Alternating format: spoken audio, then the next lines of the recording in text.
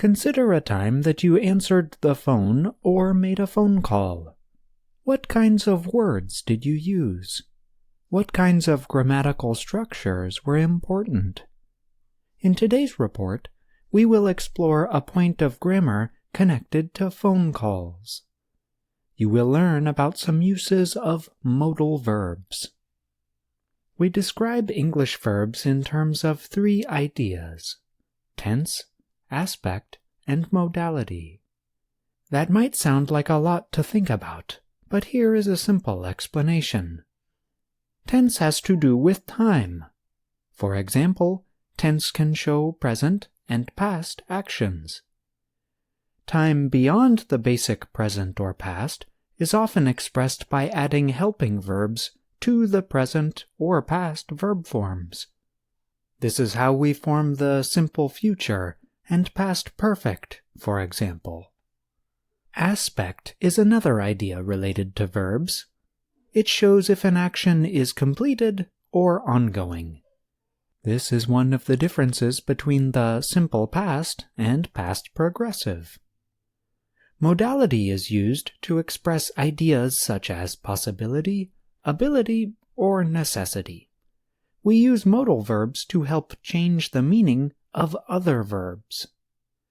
Three modal verbs are especially useful when describing or making phone calls: will, can, and could.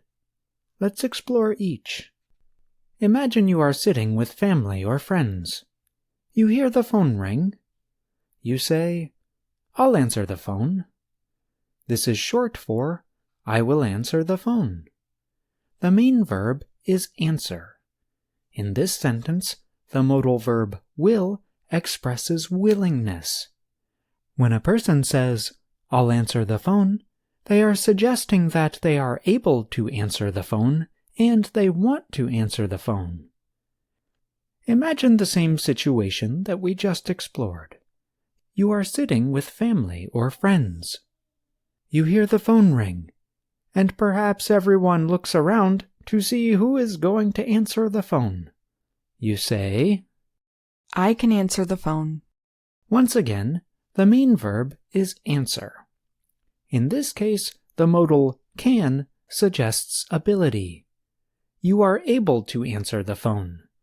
You may or may not want to answer the phone. Another modal is very important when making phone calls. Could. One of its uses is to express a polite request or suggestion. If you would like to make it even more polite, you could also use the word please. If you heard the phone ringing and wanted to ask another person to answer it, you could say, "Could you answer the phone?" Or, "Could you please answer the phone?" Could also is useful when making phone calls. Imagine you call your doctor's office. A person answers the phone. You might ask, "Could I speak to Dr. Smith?" Or, "Could I please speak to Dr. Smith?" If Dr. Smith worked at a large organization that has many offices, you might ask, "Could you transfer me to Dr. Smith's office?" Or, "Could you please transfer me to Dr. Smith's office?"